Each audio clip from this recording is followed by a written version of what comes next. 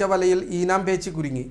അവശനിലയിൽ കണ്ടെത്തിയ ഈനാമ്പേച്ചിയെ നാട്ടുകാരുടെ സഹായത്തോടെ അനിമൽ റെസ്ക്യൂ ടീം അംഗം ബൈജു കടങ്ങോട് രക്ഷപ്പെടുത്തി. ആരുടെയും ശ്രദ്ധയിൽപ്പെടാത്തതിനാൽ ദിവസങ്ങളായി വലയിൽ കുരുങ്ങിയ നിലയിലായിരുന്നു.